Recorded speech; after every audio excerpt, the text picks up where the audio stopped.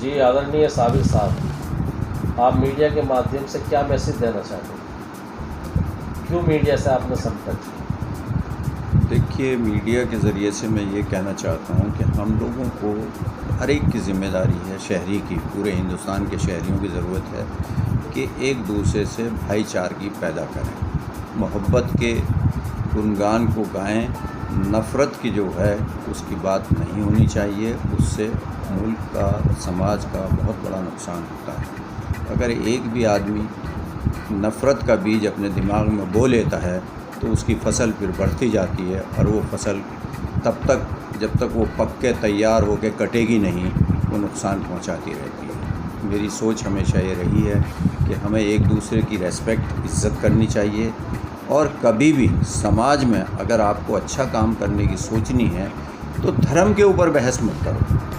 हर आदमी का अपना धर्म अच्छा है, कोई भी धर्म दुनिया में ख़राब नहीं है, उसके मानने वाले अच्छे और बुरे हैं। क्योंकि अगर मैं सही तरीके से अपने मज़हब को मानूंगा तो मैं अच्छा बन जाऊंगा, और अगर सही तरीके से मैं नहीं मानूंगा, सिर्फ उसमें ये कहलाने की कोशिश करूंगा कि मैं इस मज़हब का मानने वाला हूं और मैं जानता उसके बारे में कुछ नहीं, तो वो आदमी सही नहीं होगा समाज के लिए, और वो उस मज़हब को भी बदनाम करेगा और अपने समाज को भी बदनाम करेगा। इसलिए मेरी हमेशा सोच ये रही है, मैं अपने सभी दोस्तों से ये कह देता हूँ कि भाई जब भी कभी डिस्कस करेंगे तो उसमें मज़हब का मौजू, बिल्कुल रिलीजन मौजू नहीं होना चाहिए। कभी भी उस पर बहस मत करो।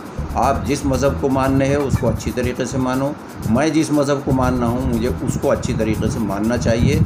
और हर मज़हब क्योंकि अच्छाई की तरफ ले जाता है, अच्छी बातें कहता है, तो उससे एक समाज में प्यार और मज़हब के नाम पर नफ़रत नहीं फैलेगी, प्यार फैलेगा, दोस्ती फैलेगी, एक दूसरे के काम आना सीखेंगे, एक दूसरे की इज़्ज़त करना सीखेंगे। तो साबिर साहब, एक सवाल और भी करना चाहता हूँ आपसे मैं। हमारा शहर सहारनपुर के अंदर वुड कार्विंग का काम और लकड़ी का काम सभी प्रकार का एक्सपोर्ट में सबसे अव्वल दर्जे में था, आज ये 0 दर्जे पे क्यों पहुँच रहा है? क्योंकि उसकी कई वजह हो सकती हैं, लेकिन उसकी मेन वजह जो है, मैं समझता हूँ कि इसके ज़िम्मेदार हम लोग खुद हैं। जो हम लकड़ी का काम करने वाले हैं वो इसके खुद ज़िम्मेदार हैं। ज़िम्मेदार इस तरीके से हैं कि हम लोगों ने इसकी क्वालिटी को बिल्कुल बर्बाद कर दिया। एक्चुअल में आगे सामने देखने वाला जो भी लकड़ी का सामान को या सहारनपुर की कला को ख़रीदने की सोचता है तो वो उसकी आर्ट को ख़रीदता है, उसके आर्ट के पैसे देता है, वो लकड़ी के पैसे नहीं देना चाहता कोई भी। और हम लोगों ने आर्ट को बिल्कुल बर्बाद कर दिया। अब हम खाली गड्ढे कर रहे हैं। हमारे कारीगर जो हैं वो आर्ट सीख ही नहीं रहे, किस तरीके से आर्ट होती है। उन्हें यही पता नहीं कि पत्ती कैसे होती है, कैसे बनती है। और इसमें वैसे उनकी भी गलती नहीं है, गलती सिर्फ इसकी है कि ये समाज में ऐसा एक जहर सा हो गया कि बस पैसा पैसा पैसा। ये नहीं है, बल्कि आदमी की पॉलिसी ये होनी चाहिए, पैसा जमा नाम। अगर मैं अच्छा काम करूँगा तो उसमें पैसा होगा, लेकिन धीरे धीरे होगा, लेकिन उसमें एक नाम पैदा हो जाएगा। जो मेरी पॉलिसी है, मैंने तो हमेशा यही पॉलिसी अपनाई है, पैसा जमा नाम, काम जमा काम नहीं। जी सर। जब मैं क्वालिटी नहीं बनाऊंगा और मैं उसको ख़राब लकड़ी का, जो भी लकड़ी मेरे सामने आ गई उसी में बना के मैं आगे भेज दूंगा, उसको तो पता नहीं है कि क्या है नहीं। वो तो ये सोच के आया कि मैं सहारनपुर की आर्ट ख़रीदने के लिए जा रहा हूँ। लेकिन हम लोगों ने धोखाधड़ी शुरू कर दी। अब चाहे वो गूलड़ की लकड़ी आ जाए सामने, चाहे वो कीकर की लकड़ी, कुछ भी लकड़ी आ जाए, वो उसको बना के उस पर रंग पोता और उसको बेच देते हैं। जबकि सहारनपुर का नाम मशहूर था शीशम की लकड़ी के ऊपर कार्विंग करना। उसके बाद में टीक की लकड़ी आई। फिर एक्सपोर्ट में क्योंकि हमारा कंपटीशन हुआ चाइना से और दूसरे ममालिक से, तो उसमें हम लोगों ने खुद एक नई लकड़ी को ईजाद करा जो आम की लकड़ी है। जबकि आम हमेशा हमारे सहारनपुर में, इंडिया में तो खाली क्या था, पैकिंग के काम आता था या जलाने के काम आता था। अभी उसको हम लोगों ने कन्वर्ट करा फिर इसमें, और उससे बहुत अच्छा काम हुआ क्योंकि हम लोग कंपटीशन में आ गए। लकड़ी बहुत सस्ती हो गई शीशम के मुकाबले में, और कला उसका आर्ट दिखाई, और उससे हम लोगों ने एक्सपोर्ट करा, एक्सपोर्ट बढ़ा बहुत, उस पर हम लोगों ने काफ़ी तरक्की करी। लेकिन 2007 में जब इंडस्ट्री का रिसेशन हुआ था और पूरा वर्ल्ड में एक रिसेशन आया, तो उसमें हमारे कारीगरों का बिखराव हो गया था, क्योंकि हम लोग उन्हें काम नहीं दे सके मंदे की होने की वजह से। वो फिर पूरे इंडिया के अंदर बिखर गए थे। अब उस बिखराव में उनका ये हुआ कि वो कुछ पूरे सब जगह उन्होंने अपने अपने ठिकाने बना लिए, जिससे लोकल मार्केट भी ख़त्म हुआ। इससे लोकल मार्केट पर बड़ा फ़र्क पड़ा। नहीं तो पहले ये था कि सहारनपुर में जब हम लोगों ने ये 2007 में 1900 इसमें जो मंदा आया था, तो हम लोगों ने लोकल मार्केट की तरफ ध्यान दिया था। लोकल फर्नीचर ये सब बनाना शुरू कर दिया था, घरेलू ऑफिस में काम आने वाला, और उसकी काफ़ी अच्छी डिमांड शुरू हो गई थी। लेकिन उस पर भी हम लोगों ने क्वालिटी बहुत ख़राब कर दी, और वो भी अब बहुत ही ख़राब पोजीशन में आ गया। तो मेरा तो अब ये कहना है कि अगर हमें अपनी इंडस्ट्री को बचाना है तो मेरा अपने सभी कारीगरों की तरफ मैं ध्यान दूंगा, और जो भी कारखानेदार अपने आप को कहते हैं उनको भी मैं कहूँगा कि आप क्वालिटी की तरफ ध्यान दो। आप अच्छी लकड़ी लगाओ, अच्छा काम करो, फिर उस पर आप अच्छा मुनाफा भी ले सकते हो, और दूसरे को आप बड़े धड़ल्ले से बड़ी गारंटी के साथ कह सकते हो कि मेरा माल इतने दिन की गारंटी, मैं देखूंगा अगर तुम मुझे वापस कर देना। मैं हमेशा अपना माल बेचता हूँ, मैं ये कह देता हूँ कि ठीक है आप यूज़ करो इसे 50 साल, उसके बाद मुझे इतने का ही वापस दे जाना। ये चीज़ आदमी के अंदर पैदा होनी करनी चाहिए। अब लकड़ी के बिजनेस के अंदर इस सरकार में कुछ इजाफा ऑर्डर का हुआ है या नहीं? अभी देखिए गवर्नमेंट ने पॉलिसी बनाई, ख़ासतौर से यूपी गवर्नमेंट ने एक पॉलिसी बनाई है कि 1 डिस्ट्रिक्ट 1 प्रोडक्ट। उसमें हमारे सहारनपुर को इन लोगों ने सेलेक्ट करा, लेकिन जो तरक्की और जो स्टाइल और जो सिस्टम होना चाहिए अभी वो नहीं हुआ। जो बेनिफिट मिलना चाहिए था इंडस्ट्री को वो नहीं मिला।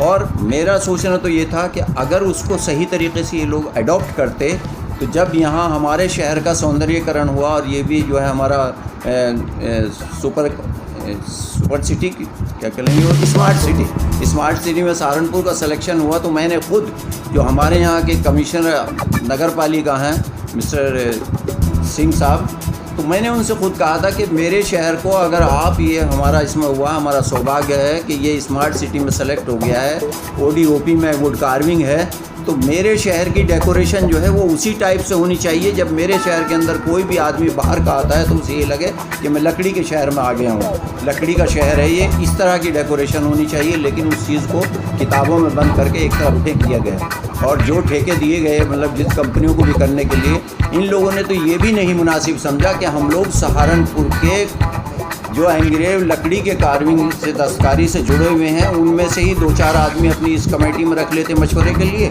कि क्या करना है, सड़क पर पोल कैसे लगने हैं, किस चीज़ को कैसे डेकोरेशन करना है, ये भी इन्होंने मुनासिब नहीं समझा।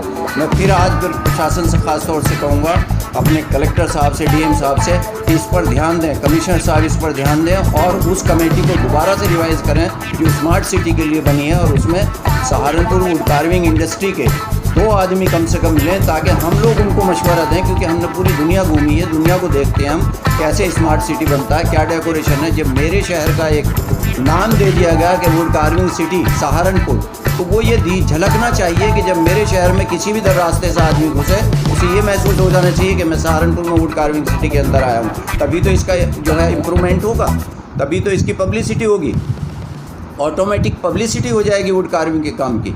तो मेरा ये सोचना है, और मैं वो सब चीज़ें बताऊंगा क्योंकि मैंने दुनिया घूमा, मैं तो 10-12 कंट्री में घूम चुका हूँ। और जो आदमी जो आर्टिस्ट माइंड का होता है वो कभी भी घूमने में ये नहीं देखता कि उसे क्या ख़रीदना, क्या देखना, या ये सड़क कैसी बनी। उसकी नज़रें हमेशा आर्ट में होती हैं। आर्टिस्टिक माइंड का हमेशा जो नज़रें हैं वो आर्ट के ऊपर पड़ती हैं कि इसने किस तरीके से अपनी चीज़ को सजाया, किस तरीके से इसने डेकोरेट करा। तो वो सब रास्ते, वो सब मशवरे हम देते, लेकिन इन लोगों ने उसको, जबकि मेरी ख़ास मुलाकात हुई पहला जब यहाँ ODOP फेयर लगाया, वहाँ इत्तफाक से मेरी इनसे, हमारे जो EO कमिश्नर हैं उनसे हुई, और मैंने उन्हें कहा कि आपको मैं वो सारी चीज़ें बताऊँगा।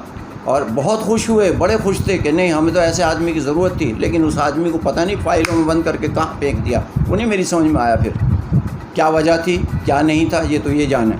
लेकिन मैं फिर आज ये कहता हूँ कि मेरे शहर को मुझे दुख होता है कि मतलब क्या हुआ, कहाँ का स्मार्ट सिटी है, क्या है इसमें। अरे मैंने कहा था कि शहर को ऐसा बनावेंगे, मैं आपको वो सारे आइडिया दूंगा कि जिससे जब शहर में घुसेगा तो वहीं लकड़ी का दरवाज़ा उसको दिखेगा, गेट बना हुआ, और वहीं से वो समझ जाएगा। जब रेलवे स्टेशन पर उतरे तो उसकी नज़र पड़े तो सहारनपुर में हमारी नक्काशी की चीज़ उसको नज़र आए, तो ये बस अड्डे पर उतरे तो उसे वहाँ कुछ दिखे कि ये शहर वुड कार्विंग का, नक्काशी का शहर है। इन सब चीज़ों की तरफ ध्यान देना चाहिए। एक बात मैं और कहना चाहूँगा, अभी आपने लकड़ी के बारे में मुझसे सवाल कर लिया। हम लोगों ने आज से नहीं 50 साल से, मैं इस शहर में 52 साल से रह रहा हूँ, 70 से 50 साल होने को मुझे हो गए। मैंने हमेशा ये कहा कि ये हमारे यहाँ जो अम्बाला रोड पर घंटाघर से पहले जो ये हमारा बस स्टैंड मुजफ्फरनगर वाला है, ये नगर पालिका की जगह में है, लीज पर है या जैसे भी है, इस जगह को खाली कराकर वुड कार्विंग इंडस्ट्री को यहाँ कॉम्प्लेक्स बनना चाहिए और उस कॉम्प्लेक्स में अच्छे शोरूम बने ताकि बढ़िया डेकोरेशन तरीके से उसकी किसी सिस्टम में वहाँ काम करते हुए कारीगर भी हों, ताकि शहर में सेंटर में है उससे सेल बढ़ेगी, उससे काम बढ़ेगा, उससे हमारा यहाँ का वुड कार्विंग का जो उद्योग है इसमें बढ़ोतरी होगी।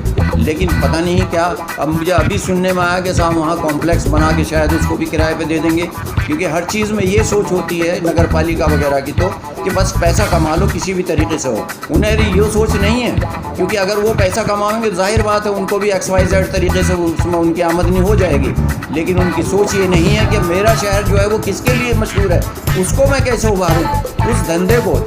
मैं वुड कार्विंग से बड़ा फ़ख्र करता हूँ, मैं इस इंडस्ट्री में आया, हालांकि मैं साइंस का स्टूडेंट रहा, मैं आर्ट का स्टूडेंट नहीं रहा, लेकिन मैंने अपने आप को सीखा, कोशिश करी और बहुत अच्छे से सीखने की कोशिश करी और अल्हम्दुलिल्लाह मुझे तो बड़ा फ़ख्र है अपने ऊपर कि मैंने वो सब चीज़ें बना दी। आप इधर कैमरा अपना ज़रा सा घुमा के देखें, ये लकड़ी की जड़ है,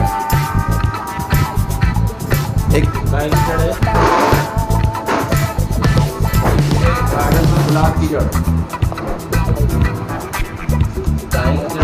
गुलाब के पेड़ की, गुलाब के पेड़ की जड़। और मैंने देखो उसको क्या कर दिया, तो आर्ट इसे कहते हैं। मतलब मैंने ऐसी चीज़ बना दी, इसका मैं जो भी चाहूँ वो मांग लूँगा, इसकी कोई कॉपी नहीं है, दूसरा दुनिया में कोई पीस ही नहीं मिलना, पूरी दुनिया में ढूंढ लो अगर ऐसा पीस मिल जाए।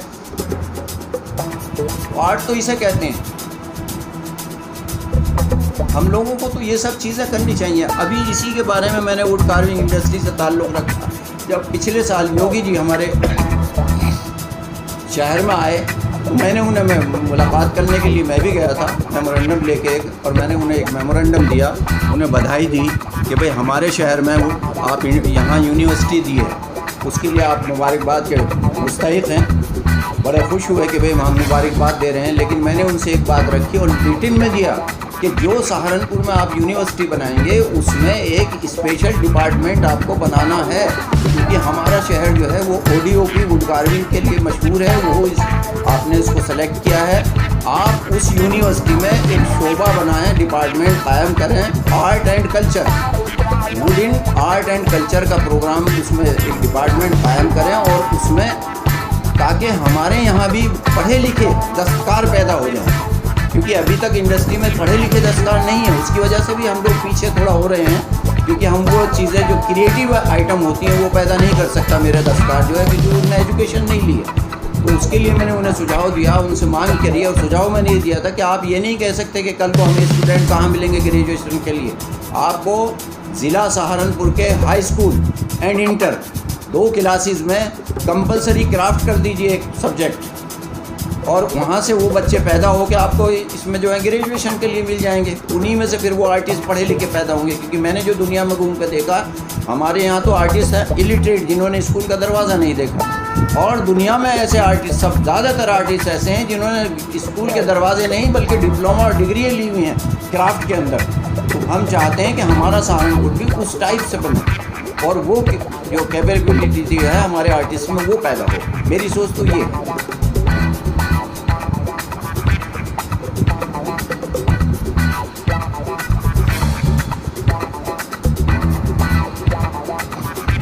शुक्रिया साबिर साहब, आपसे लकड़ी के बारे में और समाज के बारे में जानने के लिए धन्यवाद आपका।